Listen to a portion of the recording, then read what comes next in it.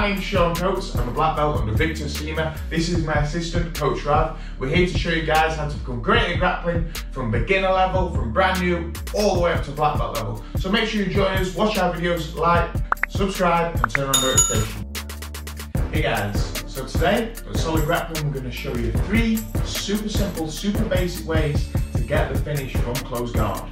So let's have a look.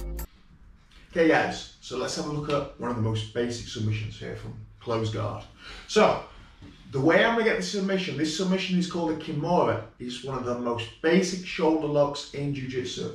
Now the best way I'm going to get that from closed guard, the most simple way, is when Coach Rav has his hands on the mat. So pretty much anytime those hands touch the mat, I don't want them coming back on me. So here, Coach Rav, he's made a mistake, he's touched the mat. Maybe I even started with hands on the mat and pushed them off here. Maybe I circled them off. Maybe I was even taken down. Maybe I pulled guard. But Coach Rav has his hands on the mat. Now I'm going to identify this straight away. I see it and I grab those wrists. I don't want them coming back on my body. So as soon as I grab this wrist here, I'm holding my weight onto it. Now I'm going to choose an arm to kimura. If I'm choosing this arm, my right hand stays where it is. My left foot is going to go on the mat. Okay? That's going to allow me to sit up. Now look what I'm doing here, guys. What I'm doing is 2 things from the back. 1, I'm not letting my legs flop open because he'll pull away. Number 2, when I keep my legs curled to put my foot down, I'm giving him a nudge here with this right heel, boom, to bring his weight forwards. I want all his weight through this arm. I want his posture broken down. I want to make it as easy as possible for me to sit up and grab the arm. So from here, my right hand stays on the wrist, my left foot goes on the mat and my right leg stays curled and drags those shoulders down. Here now, it's going to make it easier for me to sit up. Here's another tip. If I sit up like this, it's just my abs. If I pull my elbow in, I can sit up onto my elbow. So I'm using my arm, my bicep, my back, that's going to pull me up and gives me a base to push off. So when I sit up, I'm coming onto my elbow, armpit to shoulder, arm goes all the way around, I connect to my wrist here. Okay? Now from here, it's up to you. This is a preference choice. My left hand can either use the thumb or not. I personally prefer to not use the thumb. It gives me a little bit more push. But on the right hand, I want to use that thumb. It's just going to give me better control and it's going to stop me having to transition to the thumbless grip, which might mean I'll risk losing that wrist control. So I use my thumb. This one, optional, I'm not going to use my thumb. Now last tip, I'm going to cross my legs as I lie down. I don't leave those legs up and I don't want to Coach Rav forwards rolling out of this move. So I cross my legs, I lie down, I put the hand on the back and then I push towards the head. I don't want this big outstretched movement here because he's going to straighten his arm, turn it towards me. And he's going to escape. I want the maximum pressure on the shoulder. So I get a good bend on the elbow here, putting it on his back. That way he can't hide the hand and I slowly push towards the back. And that's how we're going to get it every time.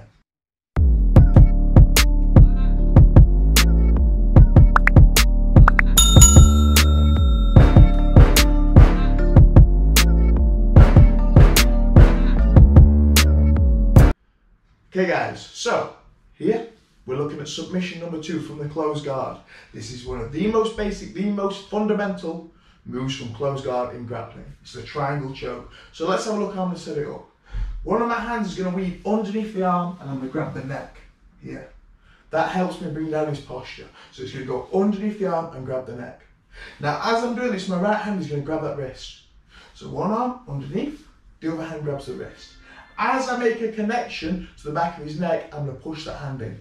So my left hand goes all the way up, I grab the neck, that elbow allows me to lift to make space for the hand to come in. It also guarantees I've got a big asymmetry in the arms.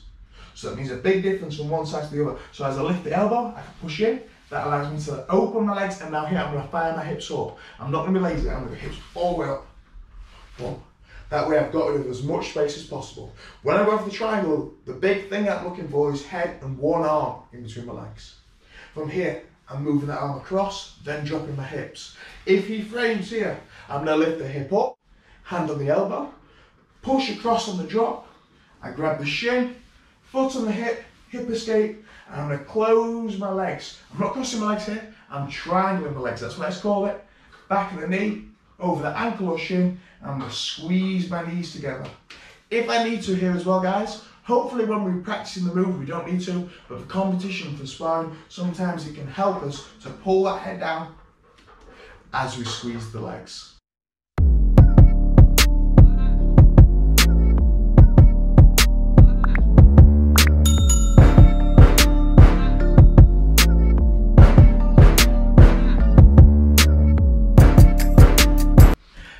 Okay guys, submission number 3 from close guard. This is another one you might have seen in the UFC or in MMA. This is a really, really popular move, the most basic arm lock. So here we're going to go for an arm bar. Okay, so what I'm looking to do is hyper-extend the elbow back with my hips. So let's look how to do it. So from here, I'm going to grab the wrist. Coach Rav, he's not being silly like before in the kimura. He's actually got his hands on me. Okay? So from here, I'm going to grab the wrist and I'm going to start driving it across. So from here, again, we can use that bridge and drop technique if we need to. Bridge, drop, push across. Now look here how my arm goes. I'm going to weave my arm, so I'm grabbing the tricep. That's really important. I'm not grabbing like this, guys. Look, I'm weaving underneath the wrist and grabbing the tricep. My aim is to get the elbow across our centre line. Imagine there's a pane of glass between our centre lines. I want to shatter that with Coach Rav's elbow. If it's here, it's too wide. I've got to pull it across. Boom. Here. From here now, I'm going to grab the opposite shoulder. So my right hand's going to stay on that tricep. I'm going to grab the opposite shoulder. Left foot on the hip. Use that tip from the triangle before, guys. So when I open my legs here, my right leg's not relaxed. I go left foot on the hip, but my right leg's curled behind the back. From there, I'm going to swing this leg up as I move my hips out. So I'm not tilting. I'm swinging this leg up here as I do a hip escape with my left leg. Swing, hips out. I want to see straight down here. From here, I'm going to control the top of the head, top tip. Don't push the head away. It allows him to lift his head. So here it's going to be harder to get my leg over here because it's going to be rising above. Makes me loosen up the triangle. I want to keep my leg nice and curled down. I'm going to control the top of his head, push it away. My left leg's going to go over. No crossing the feet. Look at that big gap in between my knees. It's going to encourage pressure on top of me here. Boom. I want to be heels curled, knees together, stamping my feet down to the ground, keeping them away.